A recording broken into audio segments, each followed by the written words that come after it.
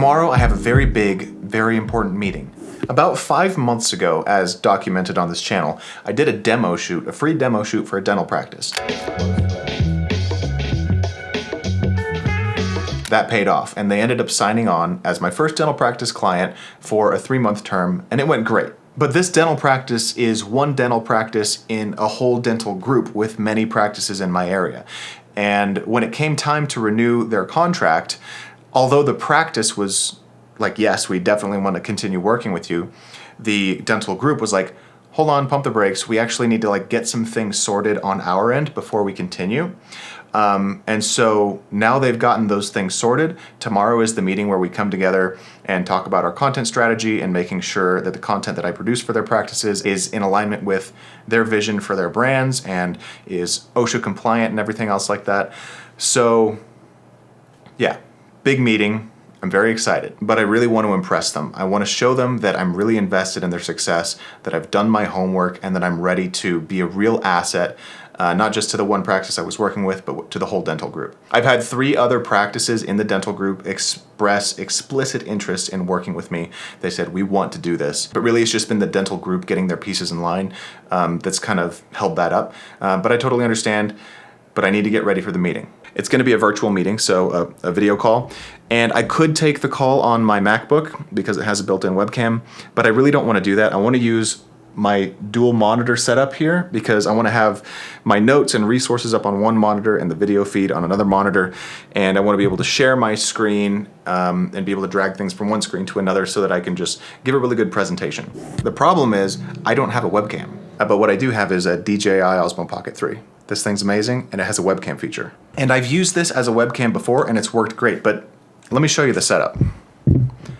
You see, last time I used the Pocket 3 as a webcam, I put it on this tripod, basically set it right here, and then I have this data cable here that connects directly to my motherboard into a USB 3.0 super speed port. But the problem is, and this is like a really small, kind of silly, subtle thing, but it just bothers me. Whenever you're doing a video call, in almost every situation when you're taking a video call, whether that's a FaceTime or on your laptop or whatever, the camera is above the screen where you can see the person you're talking to. And so when you're looking at the person, it appears as though you're kind of looking downwards. And it looks natural because it's what we're used to.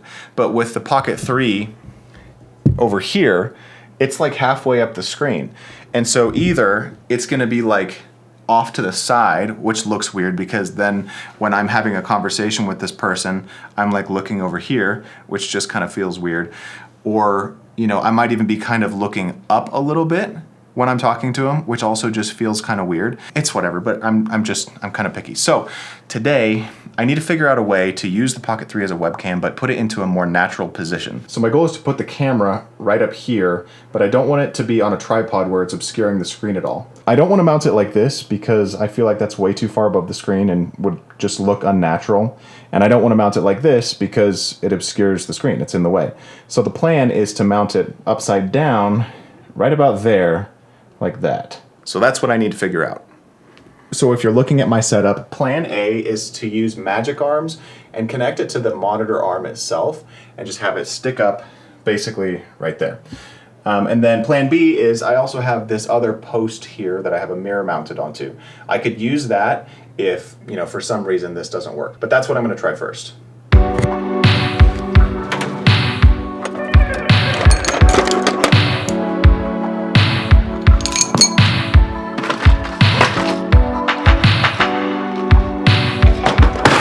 So to get this mounted, I need a couple of magic arms, this L bracket, which the Pocket 3 magnetizes onto. Probably gonna need some adapters and some other odds and ends. One of these clamps, and I'm probably gonna need a couple of extension tubes to get the height that I need.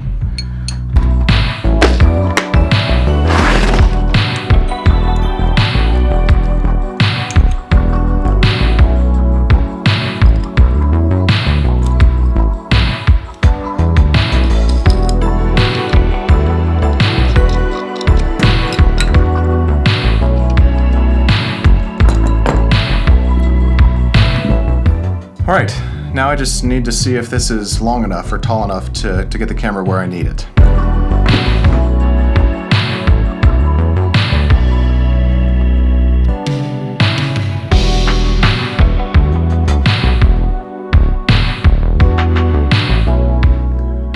Pretty cool. All right, so I got it connected to my computer, but there's one problem. I'm upside down. So instead of letting the camera go directly into Microsoft Teams or Google Meet or whatever, it's going into OBS, and I think I can just flip it vertical, and then there we go. I think that should be better. Now this should work. There you have it. Looks good. Something else that's really cool about the Pocket 3 is if you double tap on my face, now it will actively, here, I'll show you here. The camera will follow me around.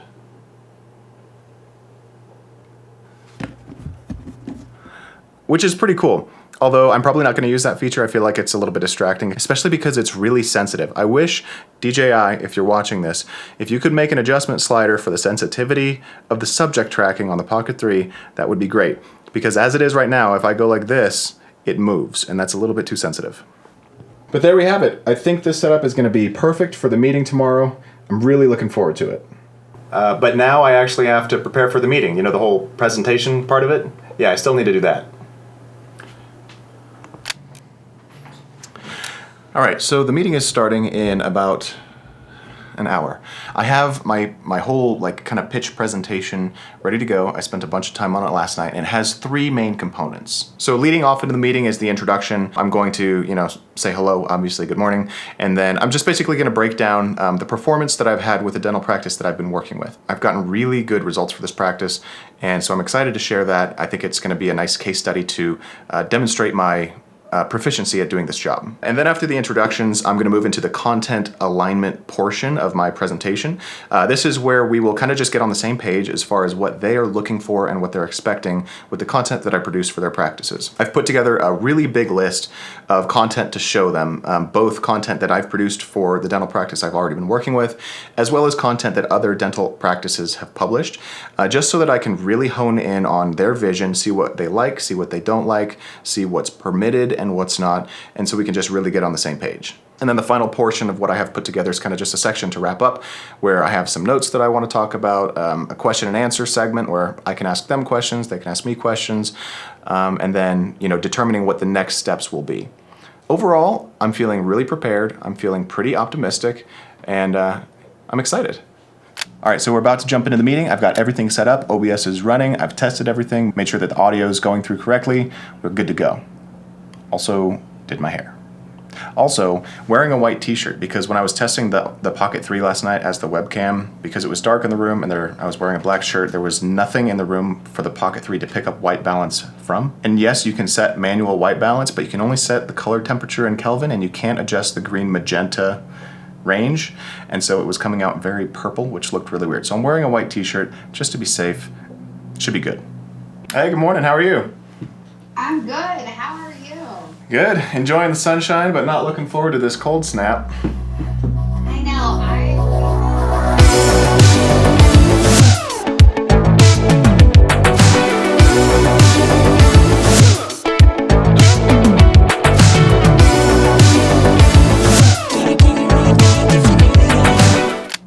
Alrighty, bye-bye.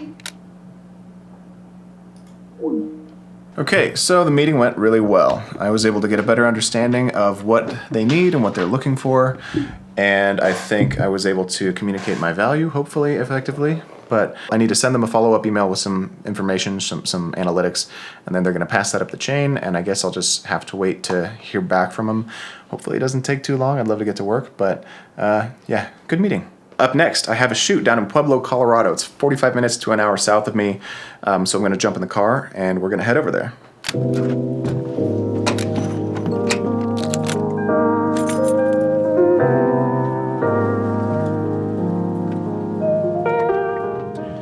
Really, the biggest takeaway, I think, from that meeting for me was when you're working with like a big corporation that's managing a lot of offices, because they're so big, they're under a lot more scrutiny, and so you have to be a lot more careful with the content you produce. You have to make sure that it's completely OSHA compliant and HIPAA compliant, and they also, as far as like brand voice goes, they want to make sure that every piece of content is welcoming and inviting, and they want to make sure that none of the content like pretends to make fun of patients or makes the staff seem like they're not happy to be there. It just needs to scream, welcome, we're happy to see you. And those are things that I intuited, and that's kind of my default anyways. But yeah, you just have to be careful, especially with these professional environments with corporate oversight. But if you want to land these big clients, that's something you have to navigate, and I'm here for it. As far as next steps goes, I'm just gonna send them that email that they requested, and then I'm just gonna be, I guess, playing the follow-up game until something happens.